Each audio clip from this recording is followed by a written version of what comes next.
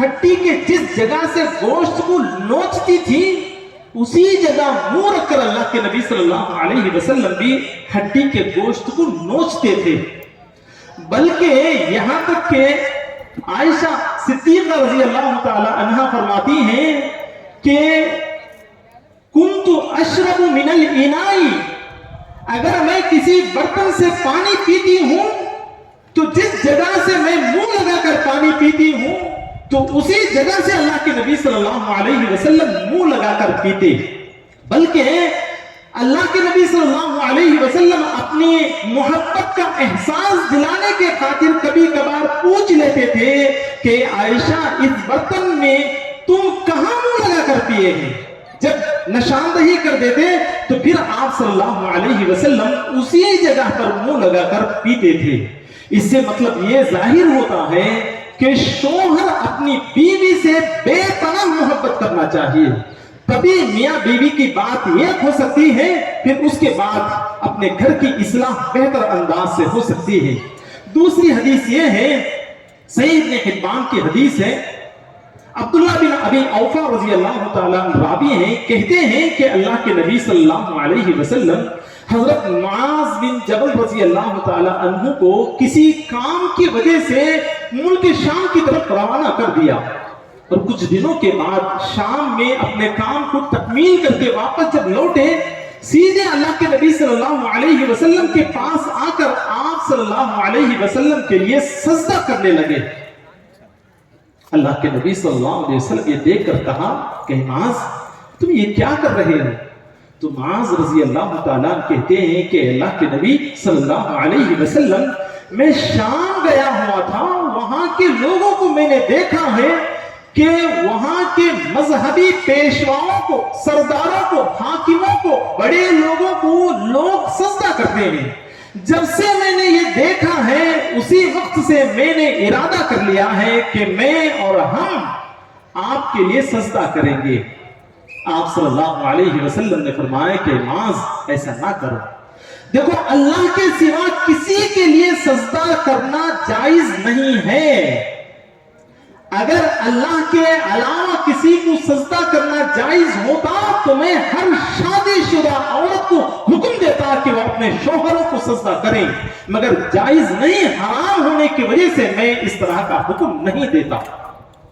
معزز سامعین کرام، مرد اپنی بیوی سے بے پناہ محبت کرے اور بیوی اپنے شوہر کے حقوق ادا کرے، تب جا کر جو ہے یہ گھر بہترین گھر بن سکتا ہے، اور اسی طرح اس گھر کو اسلامی طرز زندگی کے نقشوں پر جو ہے ہم نکھار سکتے ہیں.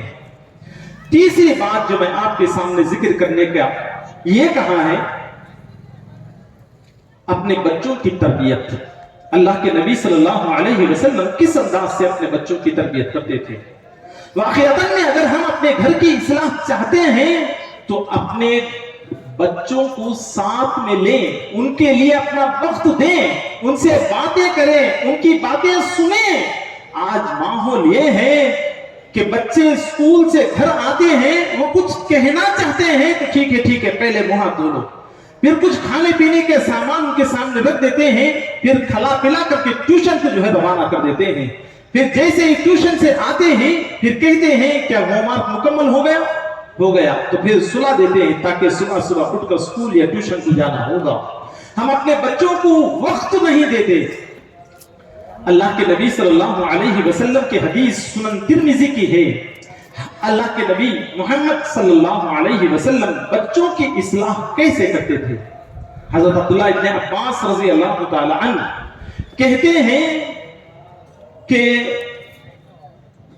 کنت خلف النبی صلی اللہ علیہ وسلم ذات یوم قال یا غلام انی اعلمک بکلمات احفظ اللہ یحفظک، احفظ اللہ تجد تجاہک، وَإِذَا سَأَلْتَ فَاسْأَلِ اللَّهِ وَإِذَا اسْتَعَنْتَ فَاسْتَعِنْ بِاللَّهِ. اللہ کے نبی صلی اللہ علیہ وسلم عبداللہ ابن عباس رضی اللہ تعالیٰ عنہ ابھی چھوٹے بچے ہیں، چھوٹے بچے کو قریب بلا کر کہتے ہیں احفظ اللہ یحفظک، اگر تو اللہ کی حفاظت کرے گا تو اللہ تیری حفاظت کرے گا. کیا مانا ہے؟ کتنی بڑی بات اللہ کے نبی صلی اللہ علیہ وسلم چھوٹے بچے کے ذہن میں ڈال رہے ہیں. اللہ کی ہم کیا حفاظت کر سکتے ہیں؟ معزز سامعین کرام، اللہ کی شریعت کی حفاظت کرنا ہی اللہ کی حفاظت کرنا، دین کے اصولوں کی حفاظت کرنا، اس پر عامل ہونا ہی اللہ کی حفاظت کرنے کے برابر ہے. احفظ اللہ تجد تجاہک. اگر تو اسلامی اصولوں کا پابند بنے گا تو پھر جو ہے اللہ کو تو اپنے سامنے پائے گا. اللہ کے نبی صلی اللہ علیہ وسلم بچے کو کہتے ہیں اور فرماتے ہیں اچھی طرح جان لے، وَعْلَمْ أَنَّ الْأُمَّةَ لَوْ اجْتَمَعَتْ عَلَىٰ أَن يَنْفَعُوكَ لَمْ يَنْفَعُوكَ. دیکھو اے لڑکے، اگر پوری دنیا والے مل کر بھی تجھے کچھ فائدہ دینا چاہے تو نہیں دے سکتے. ہاں اتنا ہی دے سکتے ہیں جتنا اللہ نے تیری تقدیر میں لکھ کر رکھ دیا ہے. یہ عقیدہ بچے کے دل میں جو ہے راسخ کر رہے ہیں اللہ کے نبی صلی اللہ علیہ وسلم. ہمیں بھی چاہیے کہ ہم اپنے بچوں کی اصلاح اسی طرح عقیدے سے شروع کریں اور جھوٹ بولنے سے روکیں. اور بھی بہت ساری باتیں ہیں. پھر اس کے بعد تیسری بات، معاشرے کے متعلق امر بالمعروف و نہی عن المنکر کے فریضے کو انجام دیں. اللہ تبارک و تعالیٰ اسی فریضے کی وجہ سے ہمیں خیر امت کا لقب دیا. اگر ہم صرف اپنے گھر کے حد تک رہیں گے تو پھر جو ہے معاشرے کو درست نہیں کر سکتے، معاشرے کو بھی درست کرنا ہوگا. معزز سامعین کرام، قرآن کریم کی ایک آیت سورہ صف آیت نمبر 9 میں اللہ تبارک و تعالیٰ فرماتا ہے هو الذی ارسل رسولہ بالہدی ودین الحق لیظہرہ علی الدین کلہ ولو کرہ المشرکون. اللہ تعالیٰ فرماتا ہے کہ میں نے رسول کو ہدایت دے کر بھیجا ہے، ودین الحق، اور دین حق دے کر بھیجا ہے. کیوں؟ لیظہرکم علی الدین کلہ، تاکہ دنیا کے تمام ادیان کے اوپر دین اسلام کو غالب کرے. ہم یہ بتائیں، ثابت کریں عمل کے ذریعے کہ دین اسلام ہی سب سے بہترین دین ہے. اس دین کے اصول، ضوابط، اوامر و نواہی اللہ کے متعین کردہ ہیں، اور اس پر عمل پیرا ہو کر دنیا والوں کو بتائیں کہ مسلمان کبھی جھوٹ نہیں بول سکتا، مسلمان کبھی دھوکہ نہیں دے سکتا، مسلمان کبھی چور نہیں بن سکتا، مسلمان کبھی کسی چیز کے اندر خلق ملق نہیں کر سکتا. یہ ہم عمل کے ذریعے بتائیں. اگر یہ ہمارا انداز رہا، چاہے اس میں مشرک و کافر کتنا ہی ناراض ہوتے چلے جائیں، اس کا کوئی ہمیں گلا اور شکوہ نہیں، اس کا کوئی اعتبار نہیں، عمل کرتے ہوئے چلے جائیں تو ممکن ہے انشاءاللہ ثم انشاءاللہ ہمارا گھر اور ہمارا معاشرہ بہترین انداز سے سدھر جائے گا اور اسلامی طرز زندگی میں آ جائے گا.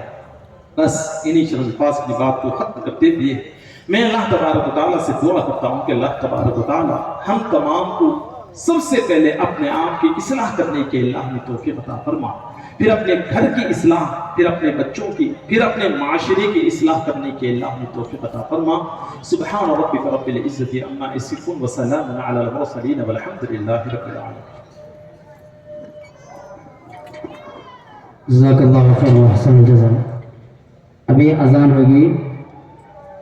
مرد حضرات کے لیے مسجد میں اور مسجد کے اوپر اور میرے دائیں جانب جو ہے نماز پڑھنے کا انتظام کیا گیا ہے، تو لہٰذا آپ نماز پڑھ لی اور اس جمع بین صلاتین ہوگی، مغرب اور عشاء ملا کر جو ہے پڑھی جائے گی.